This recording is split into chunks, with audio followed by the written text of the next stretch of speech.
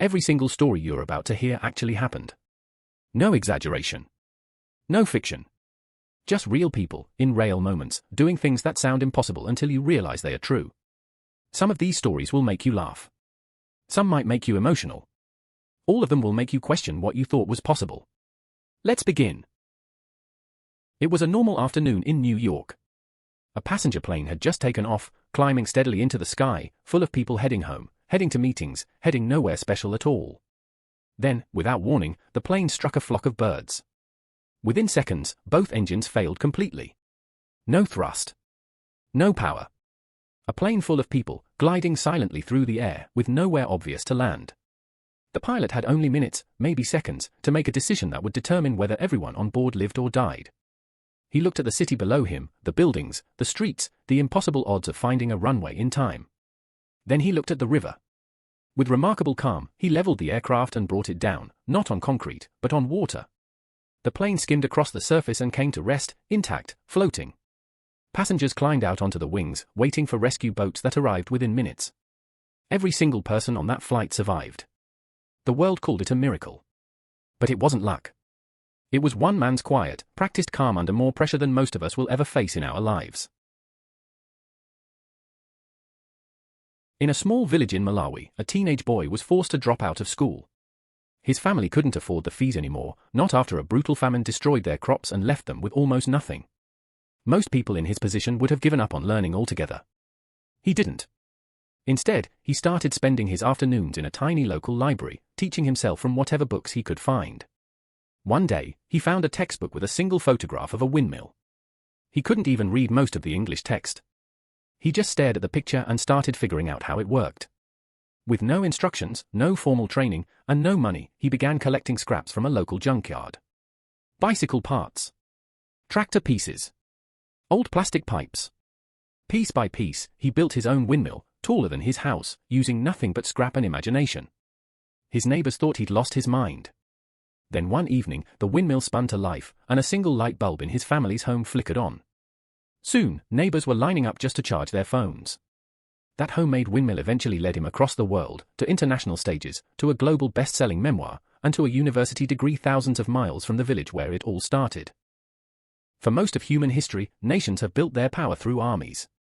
Bigger weapons. Bigger forces. More control. One small country looked at that pattern and chose something completely different. After a brief and brutal civil war, the country's new leader stood in front of an old military barracks and did something almost no other nation has ever done. He picked up a sledgehammer and physically began dismantling the building that once housed the army. Then he made an announcement that shocked the world. The military, as an institution, would simply no longer exist. Instead, the money that would have gone toward weapons and soldiers was redirected toward schools, hospitals, and conservation. No army. No air force. No navy. Just a decision to bet everything on education and stability instead of weapons. Decades later, that small country remains one of the most peaceful, most educated, and most environmentally protected nations on the planet. It never went back to having an army. Not once. Before he became one of the most feared attackers in world football, this man grew up in a small, remote village where football wasn't even encouraged. His family valued education and tradition far more than sports, and for good reason. Life was hard.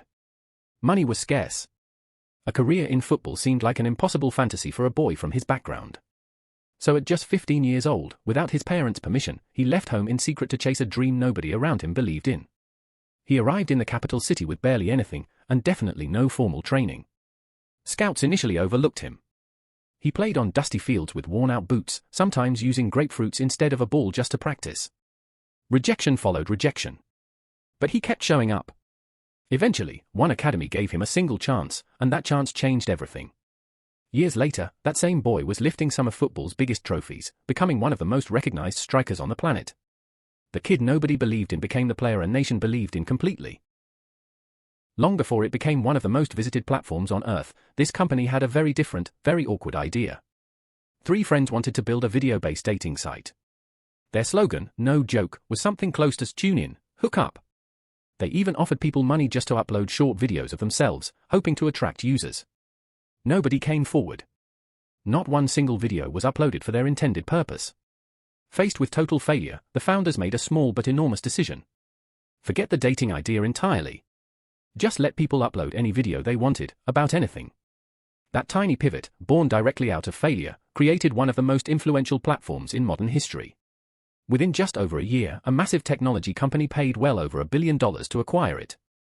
The platform that was originally built for awkward dating videos became the place where billions of people now watch, learn, and create every single day. Decades before becoming a global technology powerhouse, this company was simply trying to survive. It started as a small trading business, testing absolutely anything that might bring in income.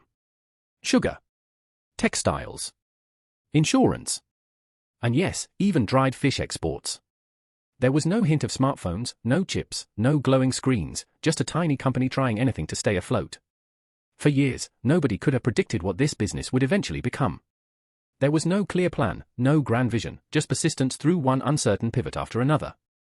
Decades and countless reinventions later, that same company is now worth hundreds of billions of dollars, producing the chips and screens found inside an enormous share of the world's smartphones and electronics. The company that once shipped boxes of dried fish across oceans now manufactures some of the most advanced technology on the planet. This goalkeeper spent nearly a decade at one of the world's biggest football clubs, and barely played. Loaned out again and again, to 6 different clubs across his career there, he watched chance after chance slip past him while doubt crept in. I thought the opportunity was never going to come, he later admitted. Most players in his position would have quietly faded away, accepting a career as a permanent backup. He didn't. He kept training as if his moment was just around the corner, even when every signal suggested otherwise. Eventually, in his late 20s, he finally got a real opportunity at a different club, and he seized it completely. Just a few years later, that same goalkeeper was standing on the biggest stage in football, making save after save, helping his country lift the World Cup. Nearly a decade of waiting, doubting, and almost giving up, led to one of the most celebrated goalkeeping performances the tournament has ever seen. In the early 2000s, 2 friends built a small startup mailing DVDs to people's homes. It was barely profitable, and definitely not glamorous. Desperate for capital and distribution, they flew to meet the CEO of the biggest video rental chain in the country, hoping to sell their entire company for just $50 million. The offer was, by most accounts, laughed out of the room. The rental chain saw no future in a tiny, unprofitable mail order service. Why would they pay anything for a company that couldn't even turn a profit? They declined completely. That small, rejected startup didn't disappear. It kept building, kept adapting, and eventually shifted its entire business model toward streaming, years before most companies even considered it a serious idea. Today, that same startup is worth well over $100 billion. The company that rejected them, once a fixture in nearly every town in the country, no longer exists at all. Imagine an entire nation deciding to plant hundreds of millions of trees in a single day. Not over a year. Not over a month. In 12 hours. Government offices closed. Schools shut down.